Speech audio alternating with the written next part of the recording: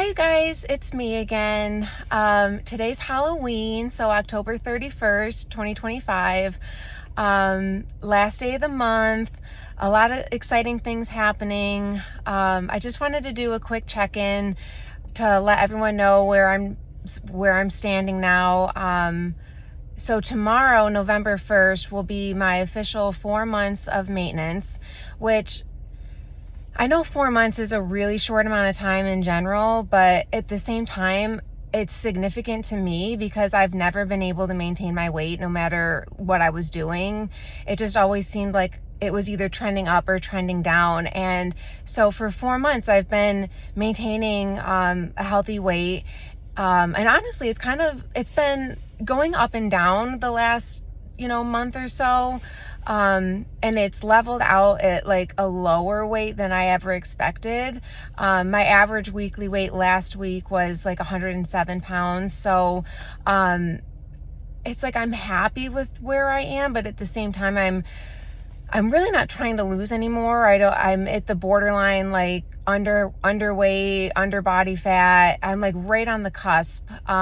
So I decided that coming into a new month, I'm going to try to focus more on like a daily eating window instead of, I was doing 2 down days a week for like all of October.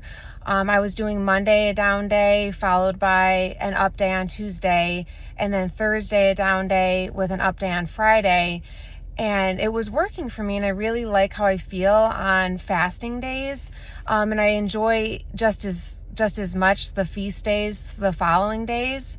But I feel like I need to broaden out my windows a little bit more and take a few steps back from the 36 to 48 hour fast, just because I'm not trying. I don't want to lose any more body fat. I'm almost starting to see myself as like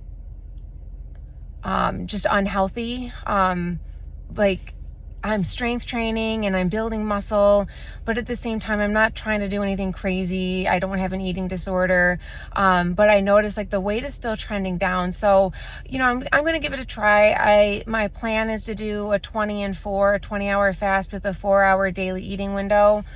I'm going to do that for a week, see how it goes. And like, even if I gain a little bit back, I mean, like I said, I'm 5'4", 107 pounds on average. And that's pretty low. So if I could maintain my weight like 115 to 118, and have like more muscle, I feel like that would be better. So that's that about my weight.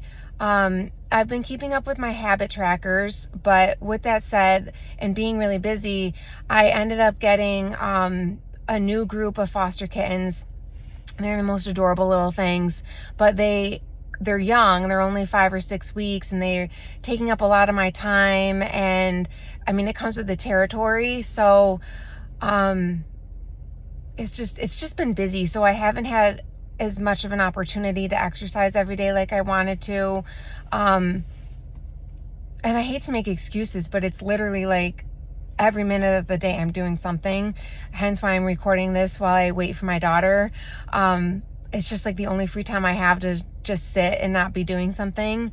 But yeah, so going forward, starting next month, I want to try to incorporate exercise like every day, and I want to focus more on the strength training.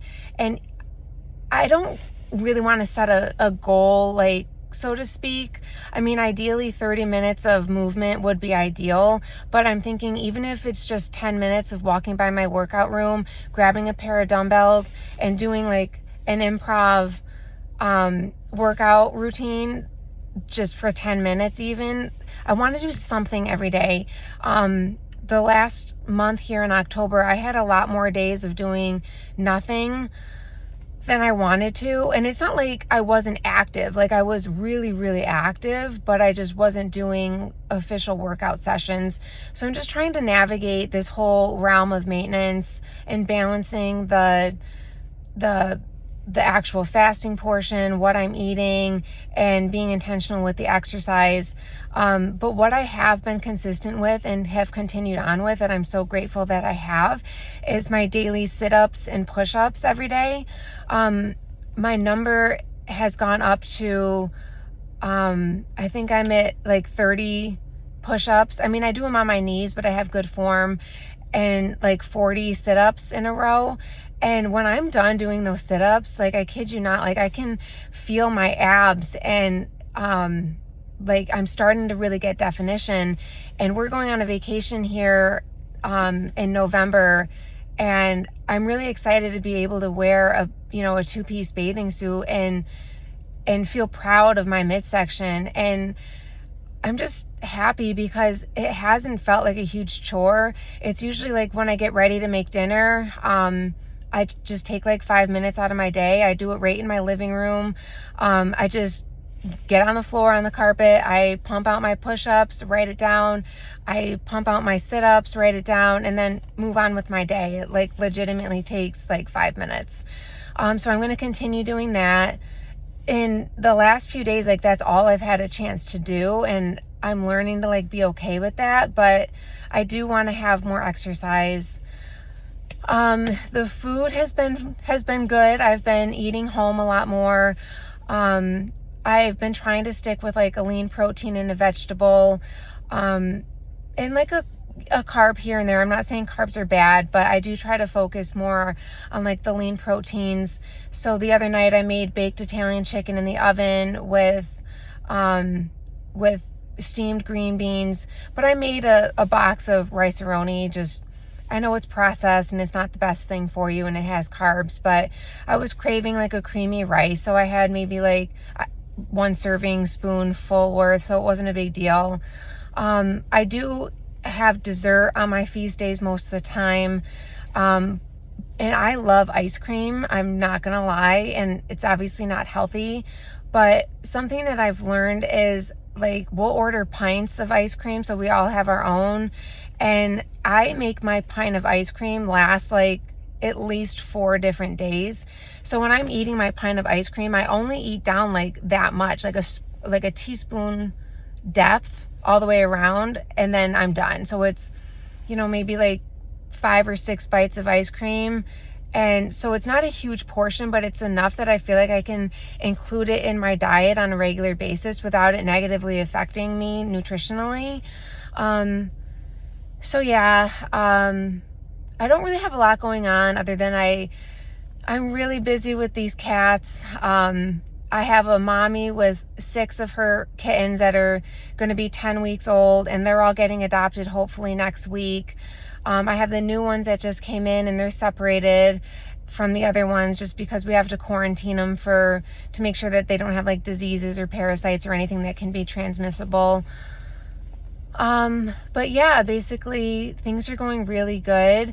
I had an interview yesterday with Jen Stevens for her intermittent fastings stories podcast. So that episode is going to come out on March 5th. It'll be episode number 508. I was pretty disappointed, honestly, with how it came out. I just feel like I kind of like obliterated the entire interview, and I didn't end up sharing a lot of important parts of my story because we kind of got sidetracked talking about other things, but I'll be interested to hear how it comes out. But yeah, like I said, I just wanted to check in, keep it short, keep it sweet, wish everybody a happy Halloween, stay safe out there. The other thing too, with anyone that struggles with like Halloween candy, if your kids get a lot of it, it can be frozen. So if you want to take like your favorites and freeze it and pull out like a small piece, once in a while or something like that, don't feel shame in eating your kids' Halloween candy. Just my advice would be keep a minimum, or I mean like a maximum of, tell yourself you're only going to have like 2 pieces a day or 3 pieces a day, the little tiny ones, not like the full sizes or anything. But it's like, it's the holidays, you're meant to enjoy them, but just do everything with moderation and caution. yeah, have a great day. Time to get the kids from school, and I hope everyone has fun trick-or-treating if you have little ones, and otherwise just have a great rest of your day, your weekend. It's a new month. Make good choices, and we'll talk to you soon. All right, bye guys.